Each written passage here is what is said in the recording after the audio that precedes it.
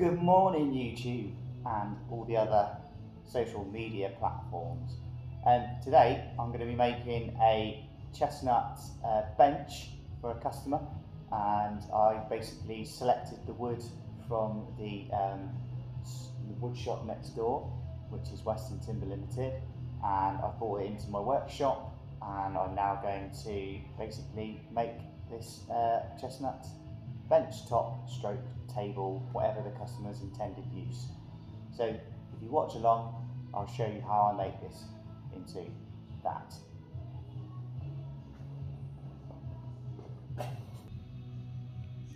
So the first thing I check is I check the two timbers when they marry up to see what the joint would look like when I do the next stage. And as you can see, this plank here needs to go through the planer to take out this middle section here so that it becomes flat and marries up tighter. So I'm going to do that process next.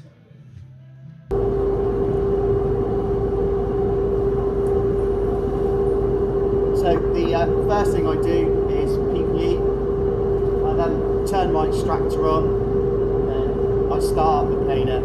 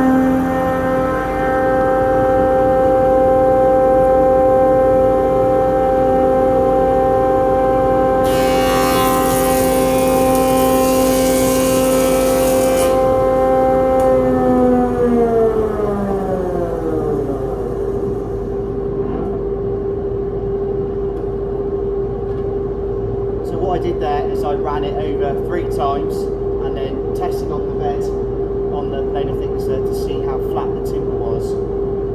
This is crucial when you're joining timbers together to have a nice surface to do that. So I'm now going to show you what it looks like with the other piece.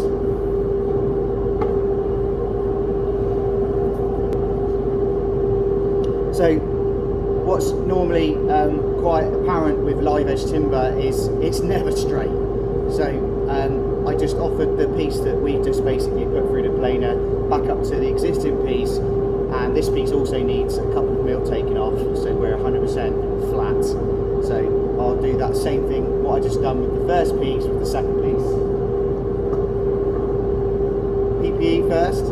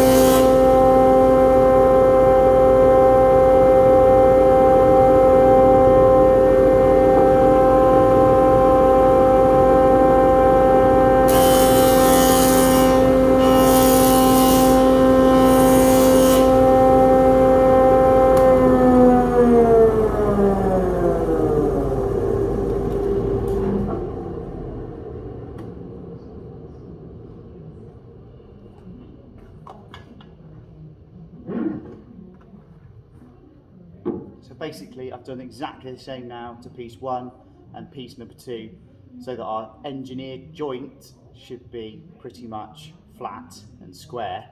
So when we basically clamp it all together after the next stage, stage 2 and 3, you'll see the joint being tight.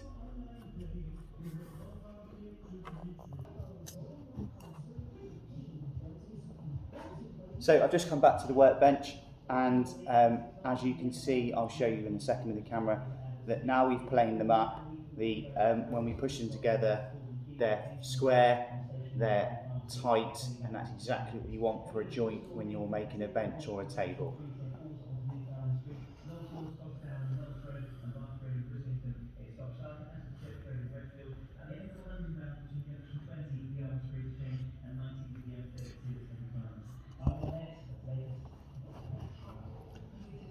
So my next stage is jointing the timbers together, and I'll show you how I do that.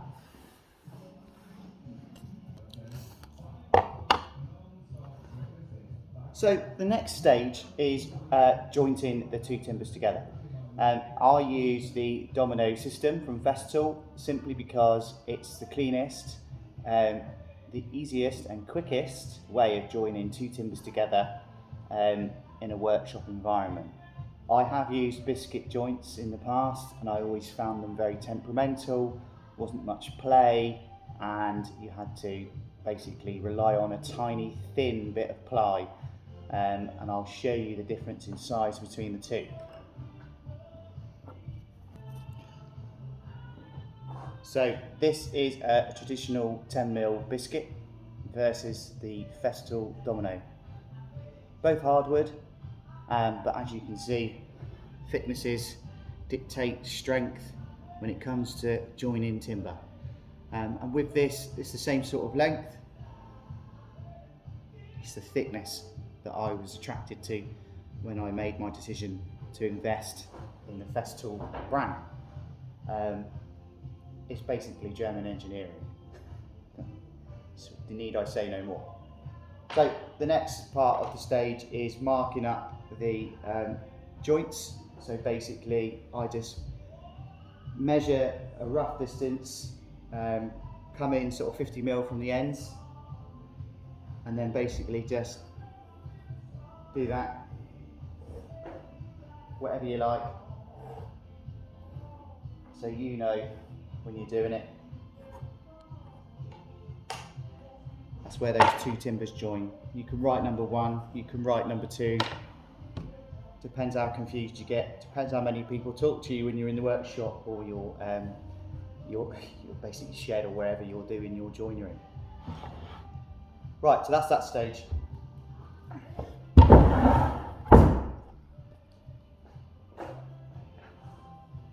So I use the Domino 500 Q, simply because it's lighter than the bad boy one, the XL. I didn't really like the sound of that. That sounded too chunky for me. For the joinery I do, I wanted something lighter to use. And this is near on the same sort of size as a battery biscuit machine, really. So I've always got it set up so that basically that lands in between the timber, 50mm, in the centre of that, so 25mm, but always just check before you start. Obviously power off and just check that that is in the centre of the timber, which mine is. What I love about the Festool technology is you've got clean working all the time. As you can see, dust extractor's connected and it's ready to do its job, and I shouldn't have to wear a mask doing this because of the P filter in the dust extraction bag system that I've got attached to this machine. So the next stage, a little bit noisy, bear with.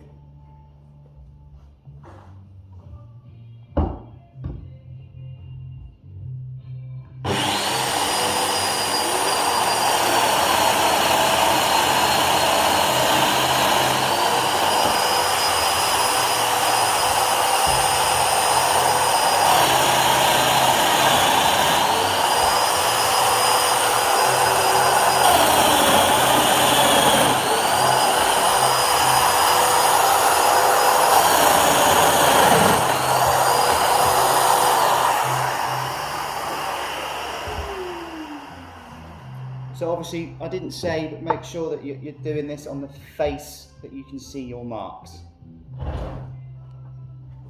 Otherwise, when you come to offer up piece number 2, they won't line up if you've done it the other way round. I always work left to right. Tip for you guys is just write a number 1 and 2 on this side and always work from that side. So now, if you can imagine, I flipped it round so my number 2's over here.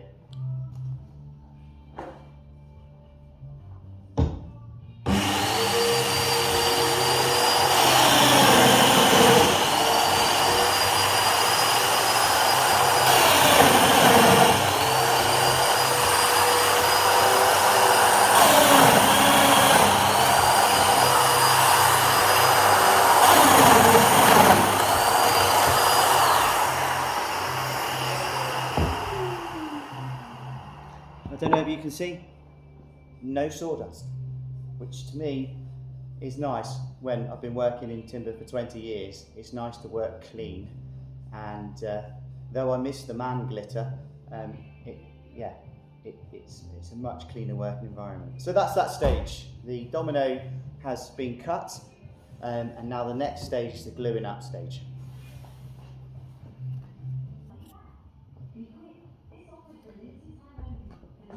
Now when it comes to gluing, there's so many different brands out there, but I would honestly invest your time and knowledge by reading up about Titebond. For us, it's been the go-to joining glue for all our joinery for many years. They do external, they do interior, joinery grade glue in different sizes. I go for the Titebond 3, the ultimate wood glue. It's just easy to use. You've got plenty of time for moving stuff around, and it just bonds your material amazingly. I've never had any comebacks from tables I've made, from joinery I've done, from windows I've made, staircases, from using Titebond.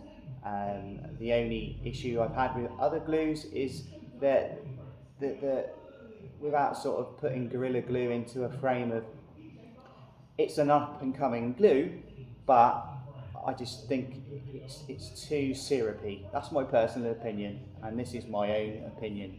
You're entitled to make your decisions, but this is just a guide, and I feel that Titebond is what I use, so that's what I'm telling you guys. So enough talking about Titebond. Now I'm going to obviously process this now off the bench, because I never like gluing on my bench. So I'm going to get my trestles, set them up, and I'll show you the next stage.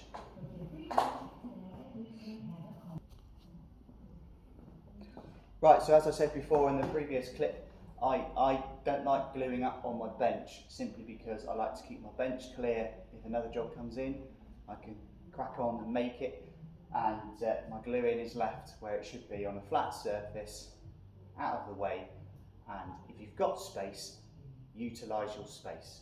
I always say that to people: when you're working in a workshop or you're working on site, set yourself up. You spend 5-10 minutes setting yourself up. The slower you go, the faster you go. So right, now we're on to the gluing. So I've got my Titebond in a little cup, brush. I'm basically now going to glue up the timber.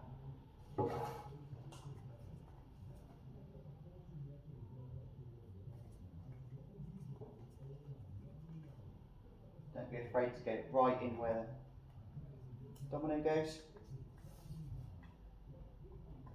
I tend to just get the brush, hold it on the edge, let it fall into the hole.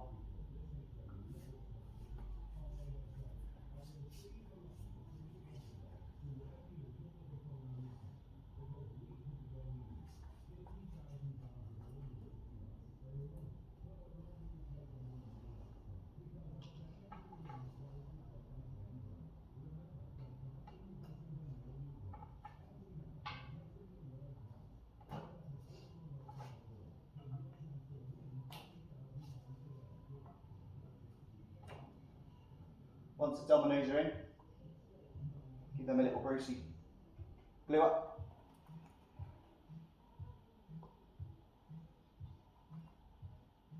don't know why I said greasy. When you when you've been in the job for such a long time, you have little certain nicknames for things. Mine are random as hell. You call it what you like. That's number 1 done. Same process to number 2.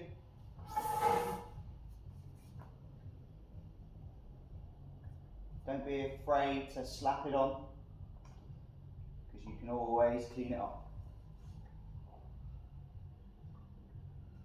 Sort of the theory of you can't really add glue once it's glued. But at this stage you can slap it on.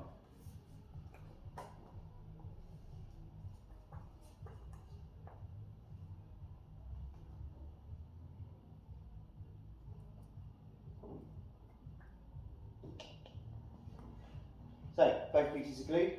Now I'm going to offer them up together by lining them up.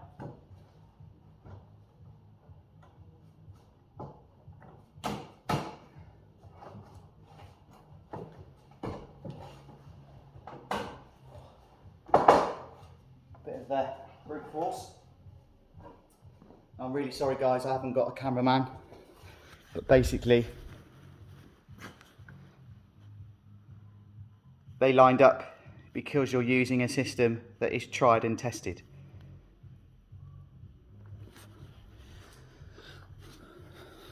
One day I might get a cameraman, but I quite like working on my own. So right, that's that bit. I'm using traditional sash clamps. You can use whatever you like. I'm using 3 for this job, and I'm going opposites.